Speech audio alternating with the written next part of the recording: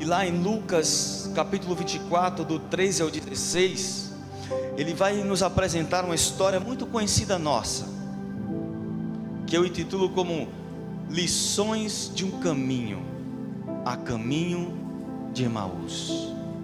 É uma história muito bem trabalhada nas igrejas, escola dominical, nas ministrações. Eu acredito que, se não a maioria, mas quase todos conhecem essa história de duas pessoas que estavam vivendo um momento muito conturbador em Jerusalém. E lá em Lucas 24, 13, 16 diz o seguinte: naquele mesmo dia, dois deles estavam a caminho para uma aldeia chamada Emaús, distante de Jerusalém 70 estádios, que dá 11 quilômetros, mais ou menos como aqui, a um pouco mais do aeroporto, mais ou menos. Não que eu seja o próprio Google Maps, mas eu pesquisei antes, tá? Um pouquinho depois do aeroporto. Aconteceu que enquanto conversavam e discutiam, o próprio Jesus se aproximou e ia com eles. Os seus olhos, porém, estavam como que impedidos de o reconhecer. E a história prossegue. Existia duas pessoas entre tantas em Jerusalém que estavam passando por um momento muito especial, diferente do que eles planejavam ou imaginavam ser. Jesus passara, Jesus agitou a época, porque trouxe uma novidade, até mesmo não só do aspecto político ou social, mas dentro da própria igreja, dentro da própria religião, as coisas foram sacudidas, e a promessa chegou, o Messias estava lá, e as coisas iriam mudar. Mas nesse meio termo, existia algo que as pessoas não compreendiam: a cruz do Calvário. Mesmo que Jesus falava, discutia a respeito, dizia aos seus discípulos: eu preciso voltar a Jerusalém, porque eu preciso morrer e ressuscitar. Os discípulos não estavam acostumados com isso. Os discípulos não estavam assegurados que era necessário passar pela cruz. Como assim? Jesus? Não, ele não pode morrer jamais.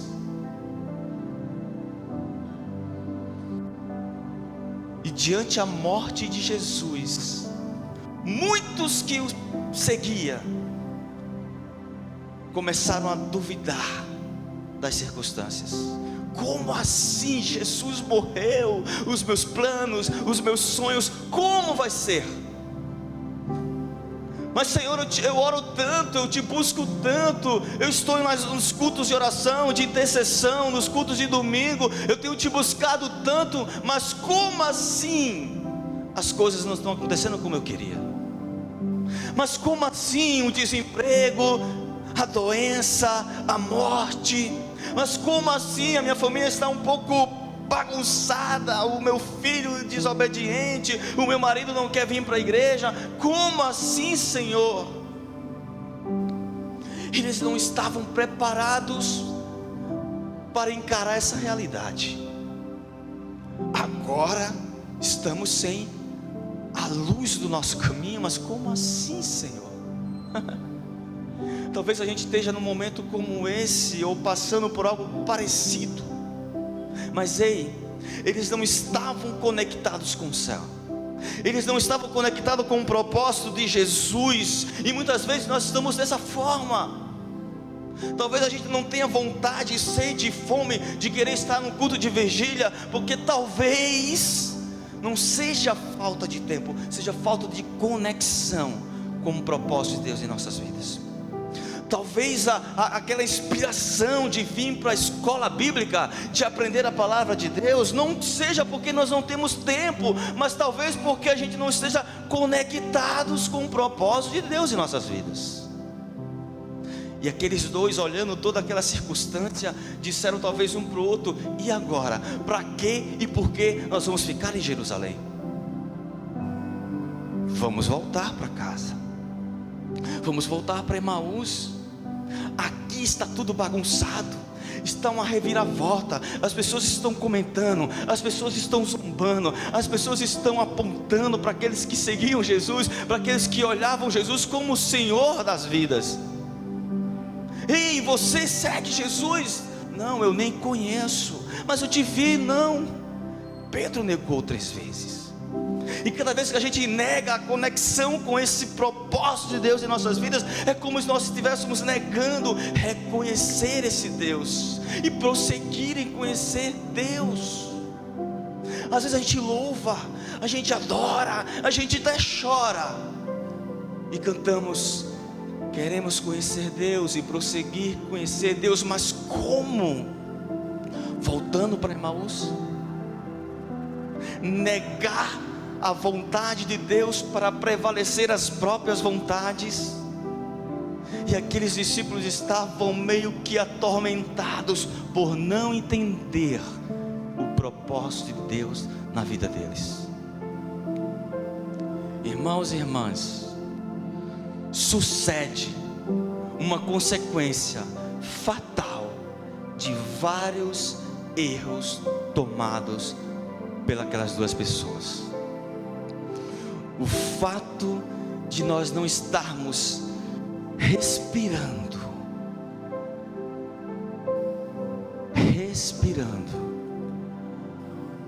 o Espírito Santo, cometemos consequências destrutivas para as nossas vidas.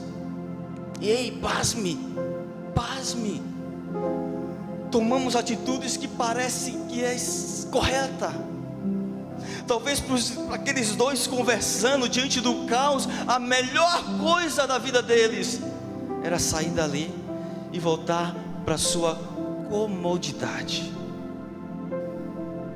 Eles vão, discutem, eles falam entre si. E diante desse texto, irmãos e irmãs, que prossegue, eu extraio dali 3 erros que não devemos cometer na construção do reino em nossas vidas. Nesse contexto de vários erros, eu extraio apenas 3 para entendermos o quanto isso é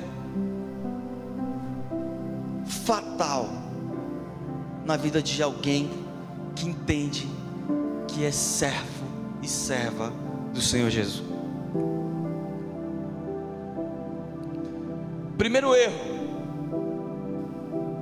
que tomamos na construção de nossas vidas é tomar decisões que nos levam para longe do propósito. Olha que coisa interessante, irmãos e irmãs. Quando a gente está desconectado do princípio,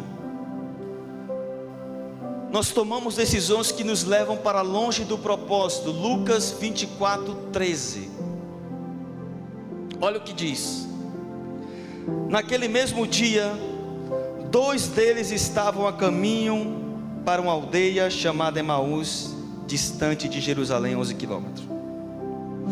Naquela proposta, o melhor lugar para estar seria Jerusalém, viver a plenitude do sonho, do objetivo de conquista, realizações pessoal. Era aí a terra onde Jesus estava. Se tinha um lugar onde as pessoas precisavam estar, o que era estar, era Jerusalém. Mas como a gente acabou de ler, naquele mesmo dia, 2 deles ansiavam, desejavam aí no compasso oposto. Ao invés de estar em Jerusalém, onde a própria palavra dizia que era o melhor lugar onde estar, afinal de contas, Jesus estava lá.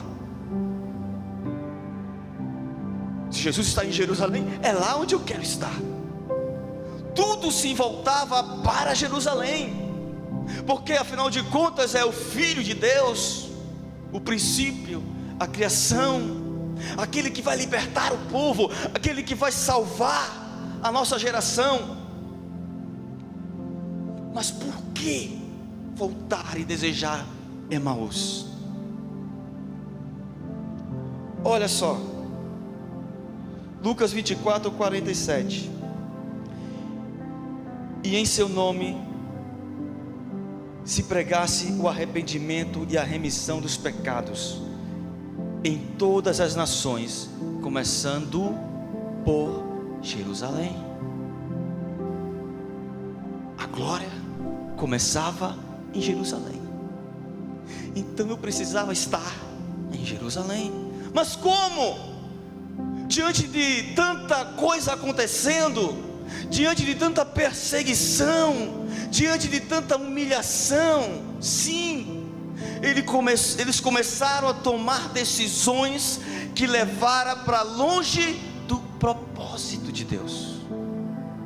Um erro gravíssimo, irmãos e irmãs, quando a gente começa a tomar decisões baseado apenas nas nossas emoções, baseado apenas nos nossos conceitos. Mas eu acho que é assim.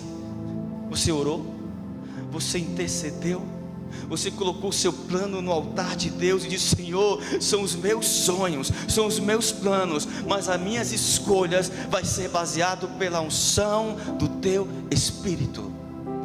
Mas como pensar dessa forma se nós não agirmos assim? Mas como entender que a nossa vida é baseado naquilo que Deus escolhe, se nem a gente tem interesse de saber qual é o propósito de Deus, irmãos e irmãs? Sabe aonde você vai encontrar isso? Em Jesus. Mas quem é Jesus? É a própria palavra de Deus. A gente quer tomar escolhas em nossas vidas, decisões importantes, sem antes mesmo entender a própria palavra de Deus. Nós queremos construir um caminho no qual nós não temos fome e sede da palavra de Deus. Nós estamos construindo uma geração cada vez mais longe da palavra de Deus. E nós não estamos dizendo dos jovens, de uma geração lá fora. Nós estamos dizendo de um povo, de uma juventude que está dentro de Jerusalém, que está dentro desse propósito, mas cada dia mais não se interessa pela palavra de Deus. Muitas coisas nos envolvem, muitas coisas nos prendem, mas se não for a palavra de Deus o fundamento, nós vamos tomar decisões precipitadas. E aí, irmãos e irmãs, quando a gente precipita isso, nós começamos a nos afastar cada vez mais do propósito de Deus. Nos distanciamos cada vez mais da palavra, da voz, no qual muitas vezes Deus está dizendo: fica, mas Senhor, não dá, está difícil, fica, eu não aguento mais interceder e orar, mas o Espírito Santo está dizendo: ei, fica, continua intercedendo, continua orando, mas está complicado. Talvez os médicos já disseram: não tem solução. Talvez a tua própria família está dizendo: desista. Mas o Espírito Santo de Deus continua dizendo para a gente: fica, ora, busca. Talvez vai doer, vai incomodar.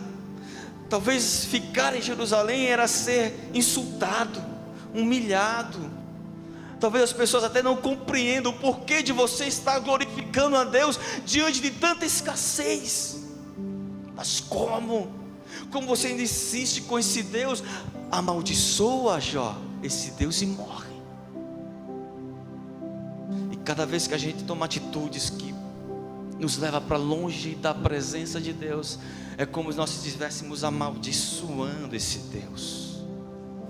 E aí você escolhe seu namorado errado, e aí você escolhe um emprego errado, na perspectiva errada de ver a vida.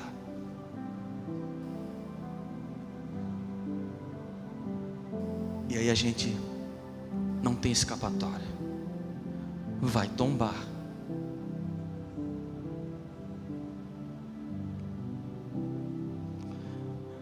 Tem um trecho que Eu li recentemente de Augusto Cury, que ele fala: os nossos maiores problemas não estão nos obstáculos do caminho, mas nas escolhas da direção errada.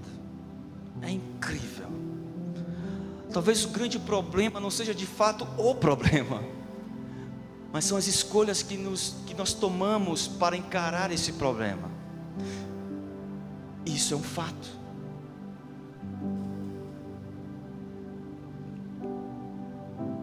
E eu pergunto: se você quer entender sobre a melhor escolha na construção da vida, e Provérbios 19, 21 vai dizer: muitos são os planos do coração do homem, mas o que prevalece é o propósito do Senhor. Amém? Vou dizer de novo: muitos são os planos do coração do homem. São muitos, são vários caminhos, várias portas, várias oportunidades, mas o que tem que prevalecer na minha vida e na sua vida é o propósito do Senhor Jesus. Segundo erro: quando a gente não está conectado no propósito de Deus, no princípio, não mergulhamos em conhecer o autor de nossas vidas. Isso é algo fatal à nossa caminhada. Irmãos, parece ser um paradoxo, parece ser algo impensável, imaginável. Nós estamos nesse caminho, dizemos ser discípulos e discípulas do Senhor, e não mergulhar em conhecer aquele que nós dizemos que servimos. Não dá para imaginar isso. Preste atenção em Lucas 24, 19, no próprio texto que a gente leu.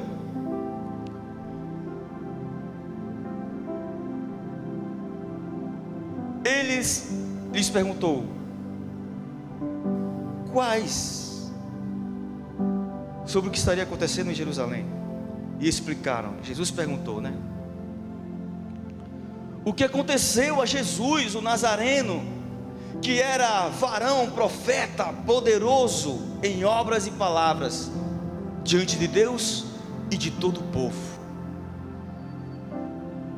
Como podemos construir uma vida, irmãos e irmãs, um caminho de graça, de sonhos, um caminho de adoração, uma vida de fé, de submissão, de inteligência, sem conhecer de fato em quem temos crido?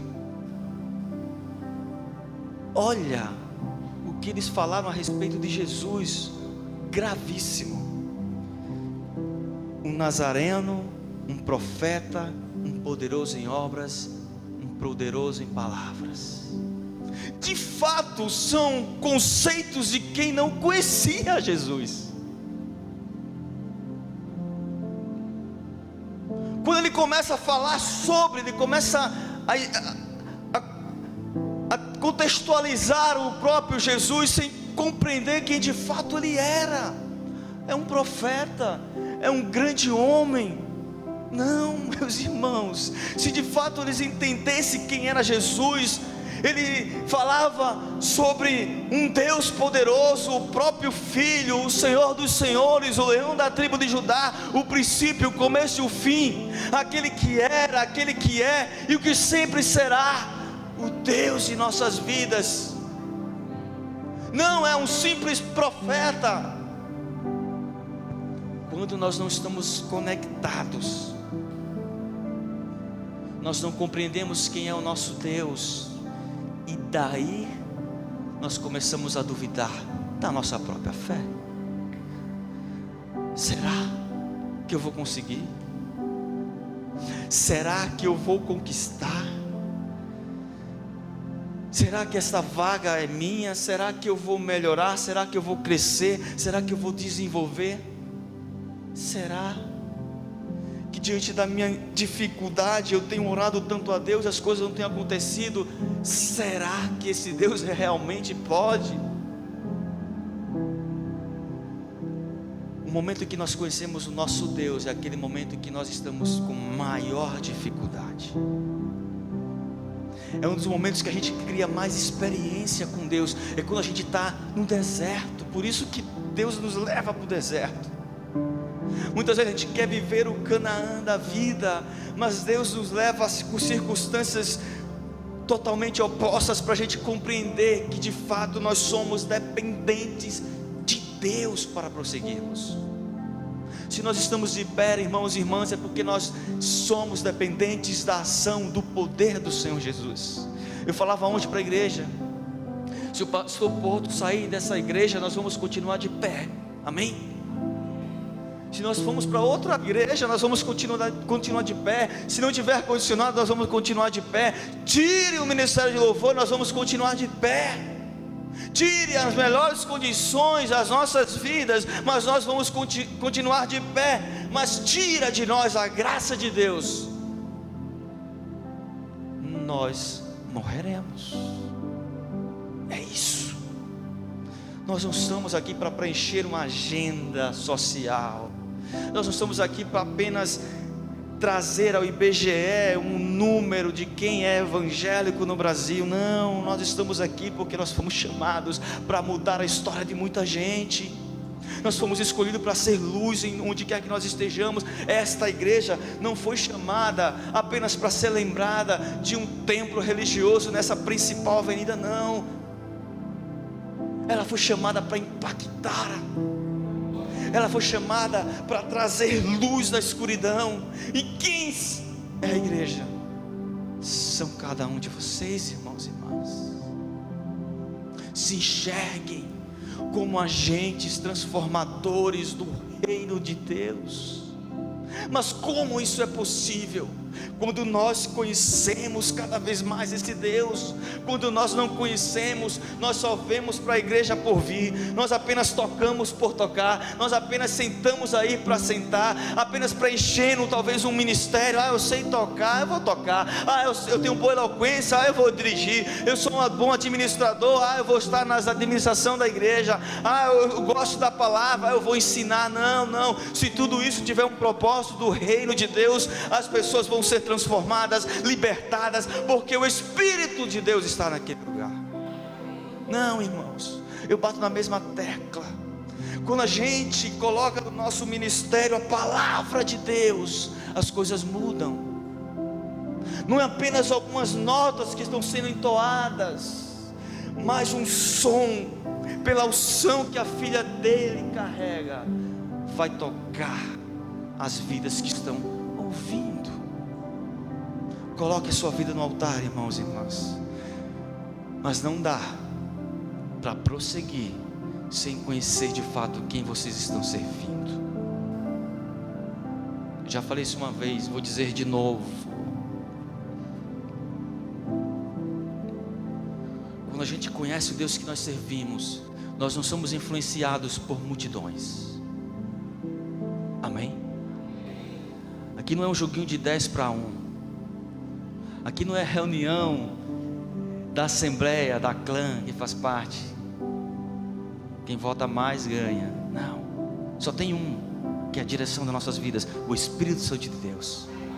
E quando Jesus perguntou para aqueles discípulos que ficaram, Jesus disse: por que vocês não foram com a multidão que foram embora? Eles disseram, em outras palavras, irmão, João 6. Não sou bom em decorar versículos, mas eles disseram: ei, peraí, Jesus, nós poderíamos ir também, mas nós conhecemos o Deus que nós cremos. Olha, quando nós estamos conectados com Deus, nós conhecemos o Deus que nós servimos, consequentemente nós vamos estar aonde Deus quer que nós estejamos. A multidão foi embora, mas os 12 ficaram e disseram ainda mais: para onde iremos, se só tu tens a palavra de vida eterna? Irmão, só fala isso, só se comporta desta forma quem de fato conhece e quem está servindo. E é por isso que essa igreja continua de pé. Mas quem é esse Jesus? Filipenses 2, 5, 10. De sorte que haja em vós o mesmo sentimento que houve também em Cristo Jesus, que sendo em forma de Deus, não teve por usurpação ser igual a Deus, mas esvaziou-se de si mesmo, tomando a forma de servo, fazendo semelhante aos homens, e achando na forma de homem, se humilhou em si mesmo, sendo obediente até a morte, e morte de cruz. Por isso também Deus o exaltou soberanamente e lhe deu um nome que é sobre todo nome, para que ao nome de Jesus se dobre todo o joelho dos que estão nos céus e na terra e debaixo da terra, e toda língua confessasse que Jesus Cristo é o Senhor, para a glória de Deus Pai. Esse é o Deus que nós servimos. Amém?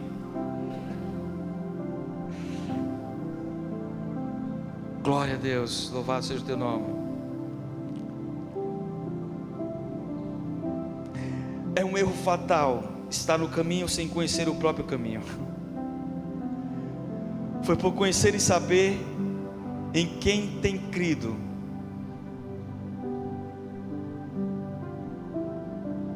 que na tribulação, na angústia, na adversidade, nas tempestades, na perseguição, nas guerras, nas perdas, no silêncio, no barulho, onde estarei eu?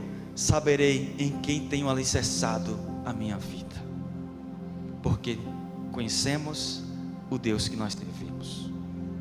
Amós 5,4 diz: assim diz o Senhor à nação de Israel: busquem-me e terão vida.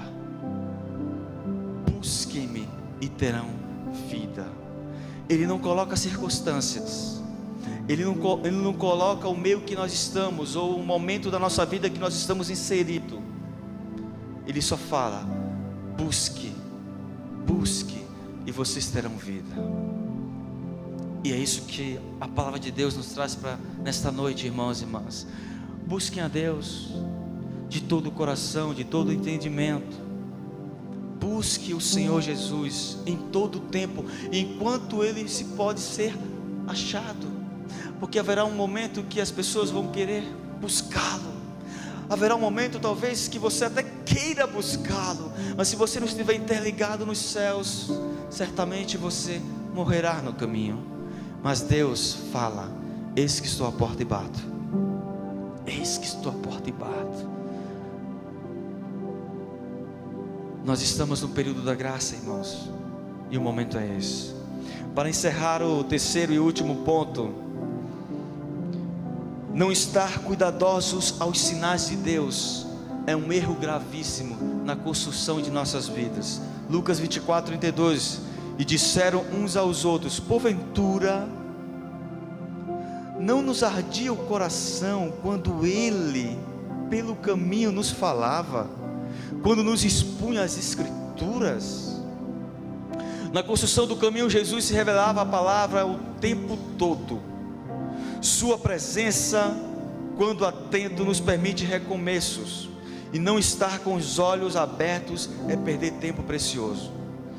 Irmãos, no caminho eles estavam lá com Jesus. Em um certo momento Jesus se revela, eles abrem os olhos e reconhecem Deus. Jesus vai embora, e eles começam a lembrar que no caminho o coração deles ardia enquanto Jesus falava.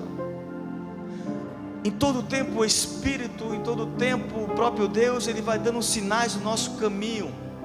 Mas quando a gente não está com os olhos abertos à sua palavra, quando nós estamos com os olhos abertos aos sinais de Deus, nós começamos a tomar erros fatais na nossa caminhada.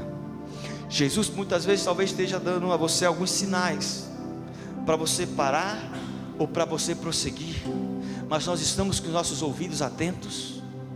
Eles estavam com os olhos meus que vendados e não reconhecia Jesus no caminho. E muitas vezes nós estamos assim, com nossos olhos espirituais vendados, e nós não estamos reconhecendo muitas vezes quando Deus está falando com a gente. E aí a gente quebra a cara achando que Deus não está conosco, onde está o Senhor. Mas Deus tem sinalizado, Deus tem falado, Deus tem cuidado. Mas só ouvirão aqueles que de fato estão atentos aos sinais de Deus, irmãos e irmãs. Mas nós queremos ouvir os sinais de Deus como?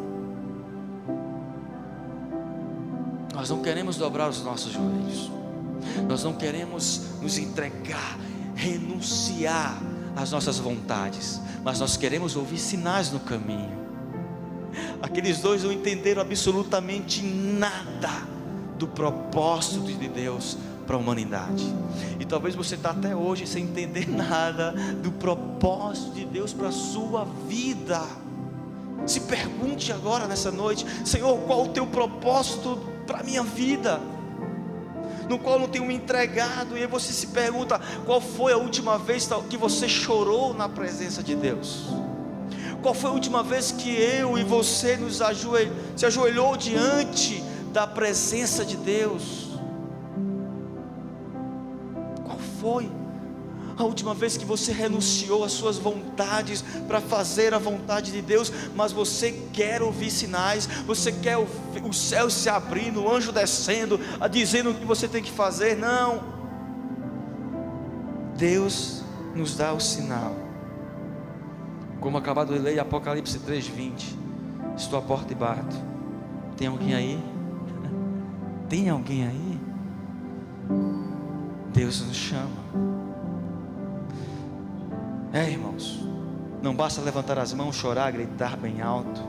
É necessário estar atento à voz de Deus, entender o seu chamado, reconhecer que Deus está presente na sua jornada. Reconheça na sua dependência. E no final, já convidando o Ministério de Louvor a estar aqui com a gente, eu lembro que enquanto eu digitava esse texto que eu vou ler, eu chorava na presença de Deus, e Deus foi me dando essa frase que me impactou muito. Para construir um caminho consistente, é necessário ver em Jesus um composto que nos permite estar prontos para crescer no caminho.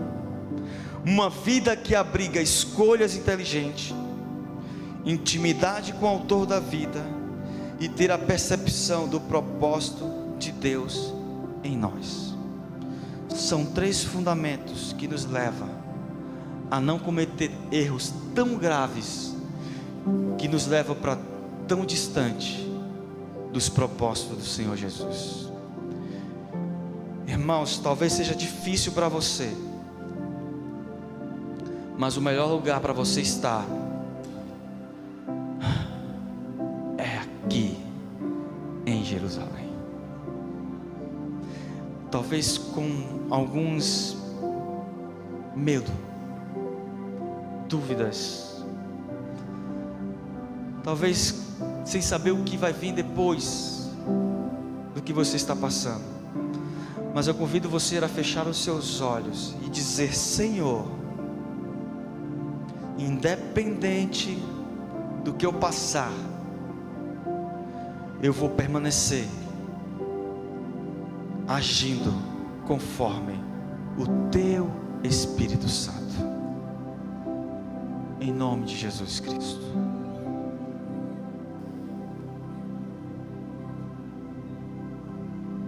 Faça essa oração com Deus. É você e Deus agora neste momento. É você e Deus. Se examine, se avalie. Nós estamos diante de alguns minutos, estar na mesa posta de um símbolo deixado pelo próprio Jesus, do pão, do vinho, da água,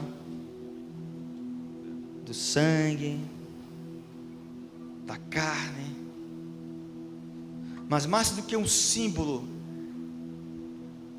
é nós compreendermos esse processo na caminhada, é não ter medo do que virá, mas é estar preparado pelo que estará diante de nós.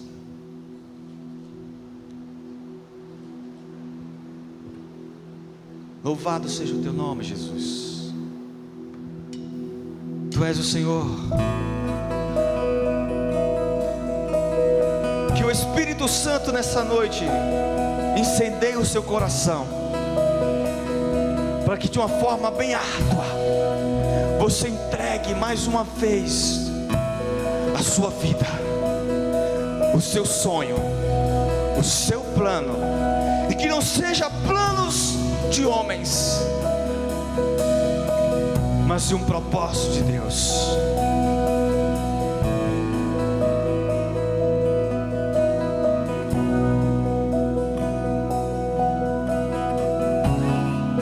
Eu convido você a estar de pé, irmãos. Fica de pé com a gente. Imagina agora você, uma escolha da sua vida: ficar em Jerusalém ou voltar para Emaús. Ficar e prosseguir em conhecer Jesus, ou ir embora como covarde. Vou voltar para a minha empresa, para o meu trabalho, construir o meu império. Vou voltar para Emaús e me esconder atrás do meu egoísmo, das minhas fraquezas, ao invés de encarar Jerusalém e dizer: Deus, apesar de tudo, eu vou permanecer aqui, no altar de Deus, no altar. Vai ser difícil, vai, mas o Espírito do Senhor é conosco e nos abraça nessa noite, a dizer: filho e filha, é hora de uma novidade de fé. É hora de sairmos do patamar da superficialidade. É hora de querer essa unção de Deus, onde as pessoas vão olhar para a gente e vão dizer: não é apenas um que foi embora. Não é apenas um que frequenta a igreja metodista central. É uma multidão de valores espirituais que nos trouxe a estar aqui. É hora da gente mudar a nossa história de fato. Não porque nós fomos para Jerusalém e um certo dia levantamos as mãos e dizer: Senhor, eu me converto. Não é quando a gente chega em Jerusalém, mas é quando a gente decide a não sair de Jerusalém. Não foi a importância daqueles homens ir na presença de Jesus, não, mas foi diante das perseguições, foi diante das tribulações, foi diante das tempestades, que aqueles homens decidiram ir embora, mas o Espírito Santo dizendo: vem para o altar de Deus, vem se humilhar na presença de Deus, vem se entregar à realidade daquele que salvou as nossas vidas, daquele que entregou na cruz, não por acaso, não por uma mera escolha, mas porque Ele te amou, Ele te escolheu, Ele já sabia da tua existência no ventre da tua mãe, e ali Ele planejou uma vida com história, uma vida dedicada ao reino. É hora da gente mudar de patamar, irmãos. Não, o que não deve atrair você não é o convívio dessa igreja, não é o ambiente com ar, não é um lugar bem frequentado. O que atrai você esta noite é decidir ficar em Jerusalém, ficar em Jerusalém, ficar em Jerusalém. Oh Senhor,